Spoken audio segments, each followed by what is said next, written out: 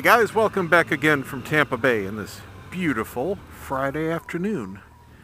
Normally the wife and I would be going out to eat somewhere, but still in this weight loss challenge and I don't want to screw it up.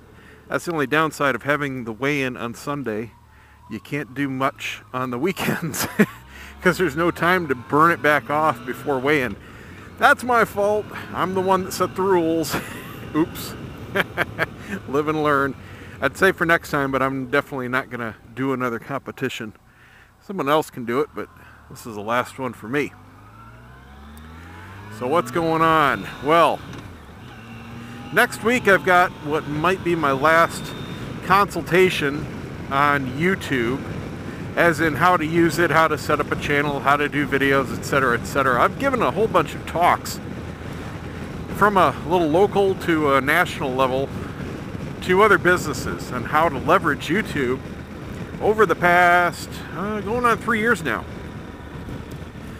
And it's just so frustrating because out of the, I would say, 800 or 900 people that I've talked to about it, under 10 have actually begun anything.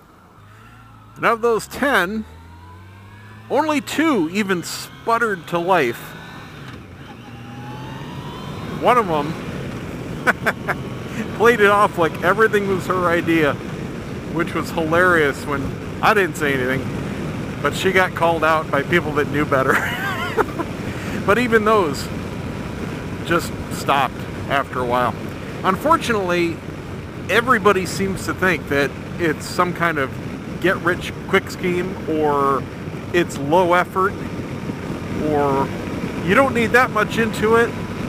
It's easy, just use your phone and put up videos and poof, magic, everything happens.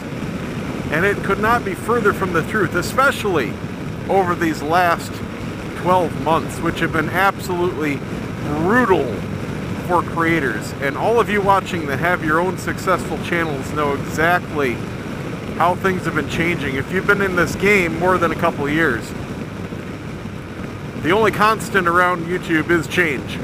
I'll tell you what. So it's going to be, I don't know, not as cheerful as the last time that I talked to these gals. It's another business, a very successful business here in the Tampa area.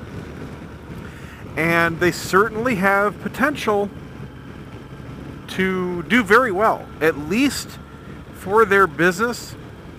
I approach these as 2 different ways of using YouTube. One is the way that I use it. It's its own thing, right? And that's the way probably most of you are experiencing YouTube. But the other way you can use it is as a business tool.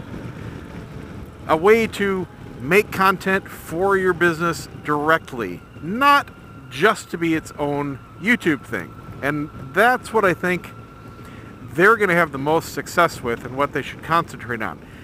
But that doesn't change the fact that you need dedicated time and people to make your content.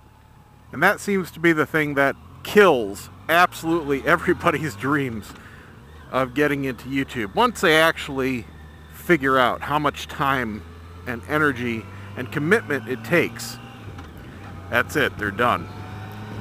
There's always a reason why they just don't have the time to keep doing it or even start. But this was a favor I did for a friend for a fundraiser for a very good cause, and I donated as a prize a big block of consulting time. So that's why I'm doing it here. And this person just happened to win it in the silent auction. So I'm very happy to do it, regardless of whether or not they want to do it. So the other big thing going on is it's getting time for another bike. I'm definitely going to be trading in the bobber or selling it. If anybody wants it within the next, I'm going to say 3 weeks. That's about all the time you've got to take it off my hands. $3,500 cash. It's yours. Yes, I'm taking a bath on it. I don't care. I'd rather sell it to a viewer than trade it in to the dealer. Obviously, everything on it is virtually brand new. It needs absolutely nothing. And if you're looking for a bobber, it's awesome.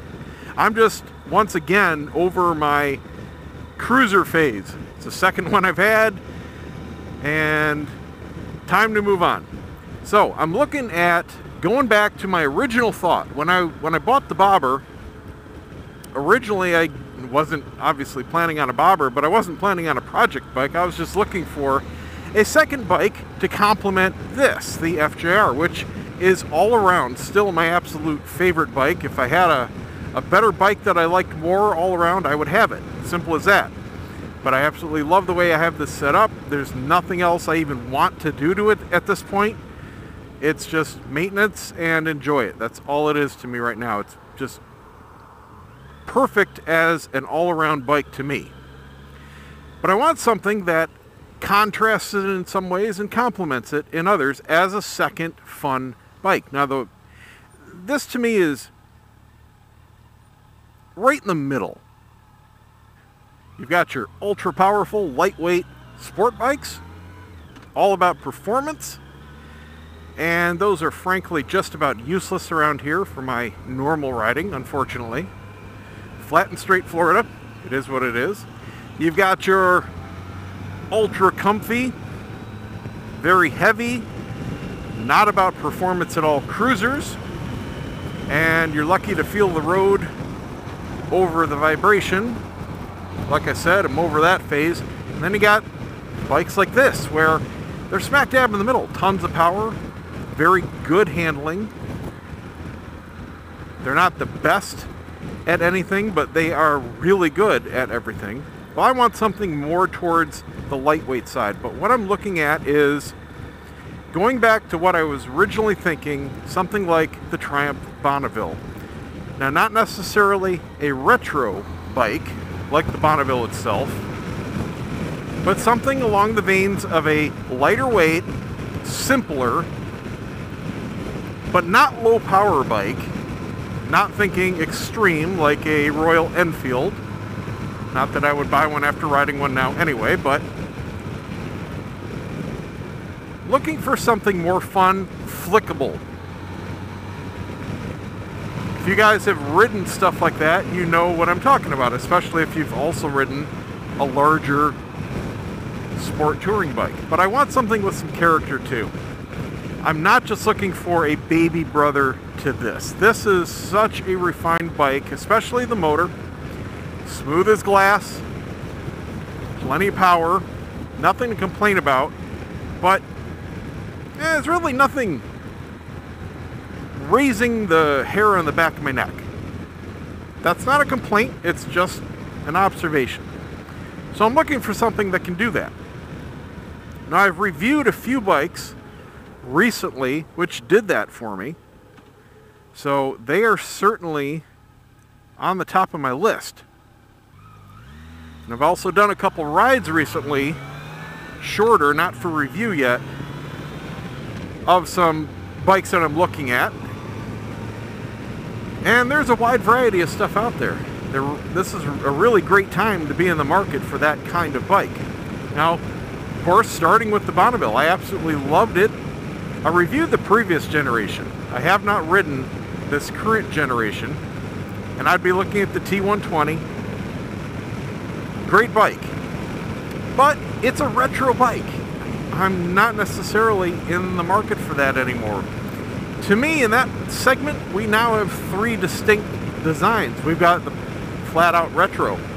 I would say the Bonneville, and here in the States, the CB 1100 are at the top of the list of the retro, I'll call it mid-powered, naked bikes. The rest of the world has the Kawasaki W800, which is also a top contender in the retro category for sure.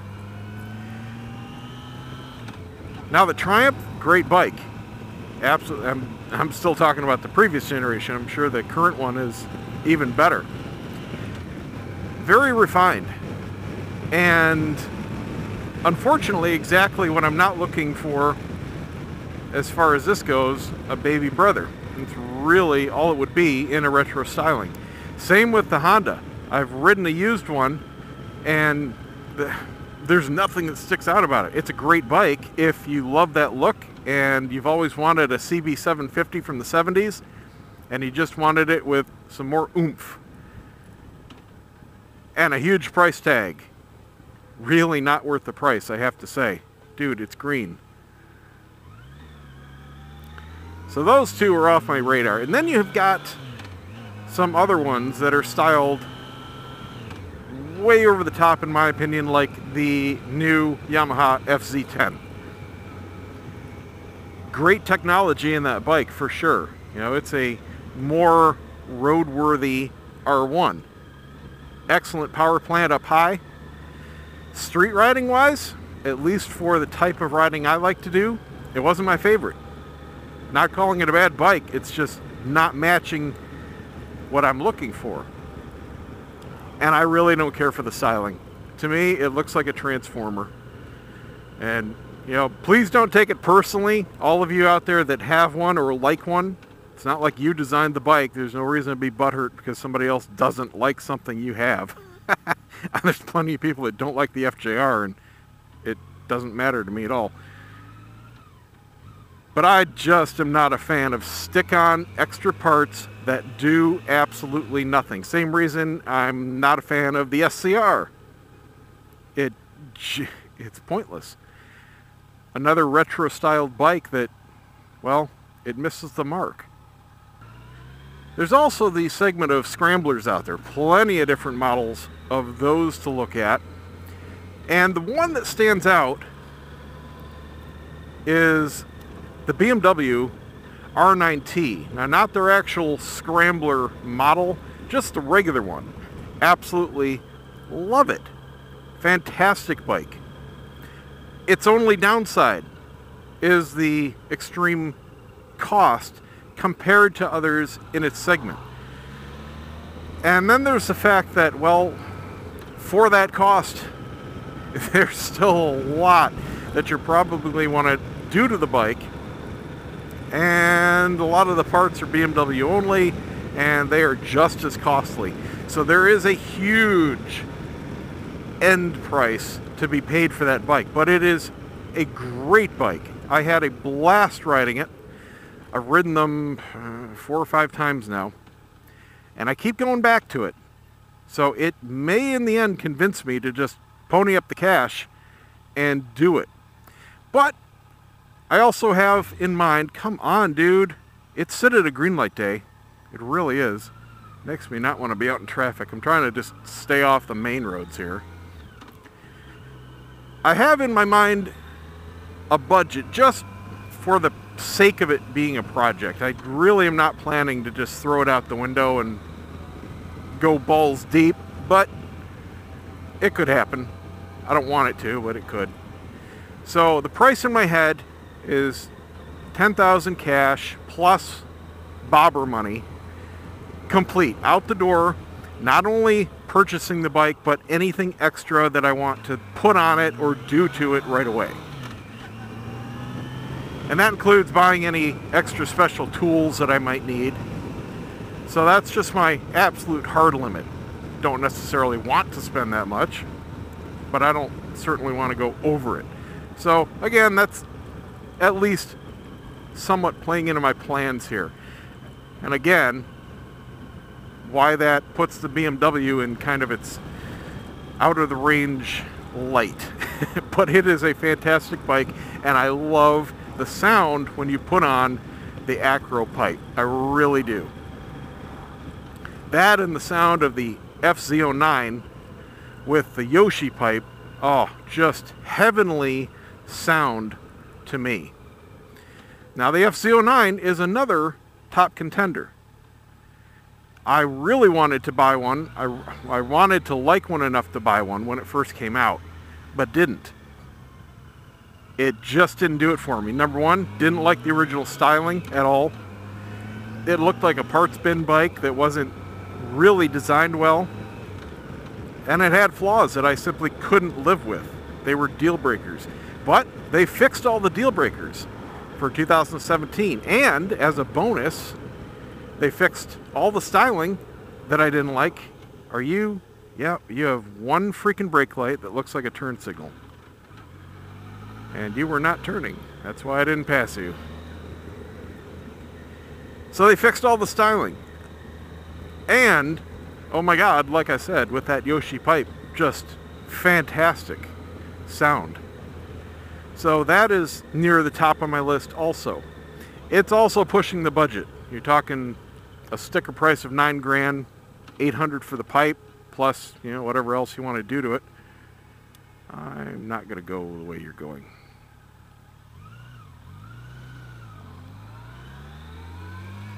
But it is certainly a top contender. Love the way it rode. There was nothing that stuck out as a deal breaker anymore, so it's up there. The Suzuki S650. Certainly an option. Excellent deal. Its only drawback to me would be the power, or lack thereof. For what it is, certainly more than enough. However, it's missing that wow factor. So it might be a bike where I regret buying it shortly thereafter, just because, well, I'm bored with it. So while it's on my list, it's not at the top right now. We've got the new Kawasaki Z900. I've done the 1000 and it was very impressive. I'm expecting, I haven't ridden the 900 yet, but I'm expecting it to be virtually identical, maybe just a different power band. The frame and the setup and all that is the same. Problem with that series for me is it's a little too sport bike for what I'm looking for.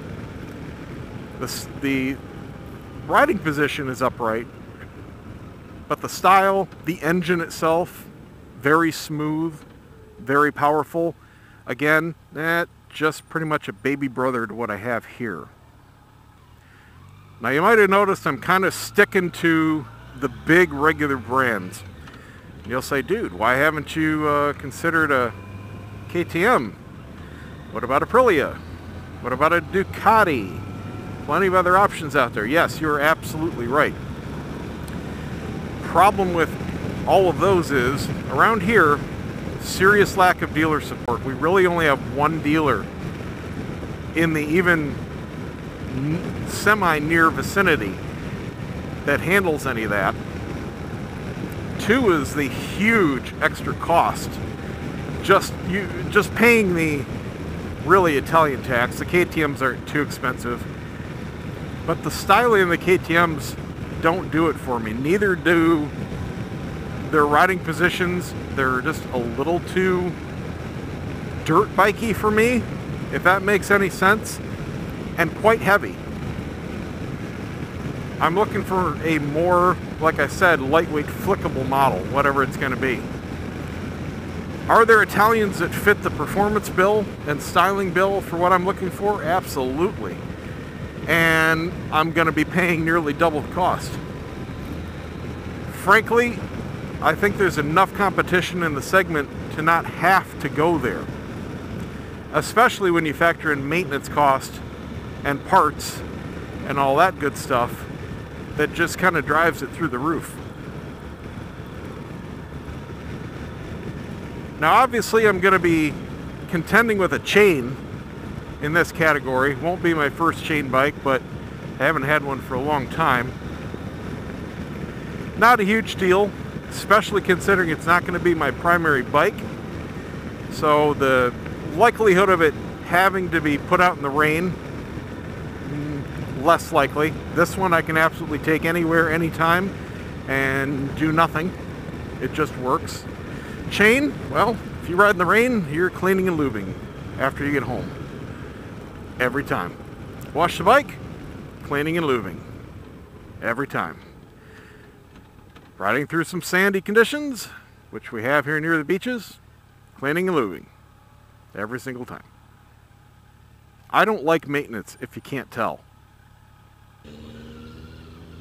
However, dealing with a chain is simply a must in this kind of segment because of the efficiency. You can't have lightweight, excellent power to weight ratios and relatively small engines driving a shaft drive. just doesn't happen. There are a couple options that I'm considering that have belts. Got the Harley Street 750 and, much more interestingly, the Indian Scout and the new Scout 60, which I'm probably not going to be interested in considering the small cost upgrade to the regular Scout. It's more for people on a real tight budget that just want to eke every penny in savings they can. Not really sure why they did that. It's such a small spread for a small difference in bike. But I absolutely love the Scout. I'm just not sure if that kind of styling and that kind of riding position is what I would want to live with, because it is more towards the cruiser side. It's definitely not a cruiser, but it's more towards that side. Now the Harley 750, for what it is, I actually thought it was a really good bike. Its problem is not a lot of power, no shock there, it's a Harley. Don't go crazy, Harley owners. You know that relatively speaking, pretty much anything else in whatever market segment your particular Harley bike is, well, you're not winning any races. That's just a fact of life. 750 does not ride or perform like any other Harley. It rides just like a freaking Japanese bike. You would swear it's a Kawasaki if you weren't buying it from a Harley dealer. It's butter smooth, great power for its weight, great transmission, no shake throughout the bike. You know, everything that a Harley is not supposed to be. Problem is, it's like a Japanese bike from 15 years ago. Nothing special about it whatsoever. Bare bones basic features, basic suspension, virtually no electronics, virtually no extras. You know, it's just a plain old bike. Nothing special about it. There is zero about it that raises the hair on the back of my neck. There's nothing to get excited about. So unless you find some steal of a deal, there's just no reason I see to get one. And I don't see anybody riding them. It's not like the market's flooded and there's a bunch of used ones out there I could pick up for $4,000 or whatever. That's the only way I would ever consider it. They're just not selling. And it's no shock. The Harley riders hate it. They're not at all interested in anything about it. And the non-Harley riders have way too much competition to be interested in it because everything wipes the floor with it in every category. It's just priced way too high for what it is. Same with the Honda CB1100. So now that you guys have heard what I'm interested in, man, I thought that was a fire engine. Just the guy's exhaust noise just sounded like a merp merp. I was looking for the truck. So now that you guys have heard what I'm looking for and what I'm aiming to do, this is going to be in the next month at the most. I'm really tempted to go out this week and just get something. But I'm not in that big of a hurry and I've got other stuff I want to do first. I want your feedback on what else I should consider and why. Tell me about what you think, if you've got one or if you've ridden one. I don't want your input just on, oh, I saw this on the internet, take a look at it. I want people's actual opinions. I want your feedback on what you thought of a particular bike, something I should consider and why. Now that you know what I'm looking for. I'm not looking to make any kind of snap decision. Obviously, I research the crap out of just about everything I do. That's part of the fun. To tell you the truth, researching something before I do a project like this is half the fun. And then getting it home and modding it, that's another big part. Once I get to the point where, well, that's it, kind of like where I am now with the bobber, it's time for something else. But I want to know, what else am I missing? I've obviously reviewed a ton of bikes, I've ridden a ton of bikes, but I haven't ridden everything out there. So where are the holes? What else should I consider in the next couple of weeks here to go try out, or look at least, and see what I think about it? Let me know in the comments. Thanks for watching. We'll see you next time.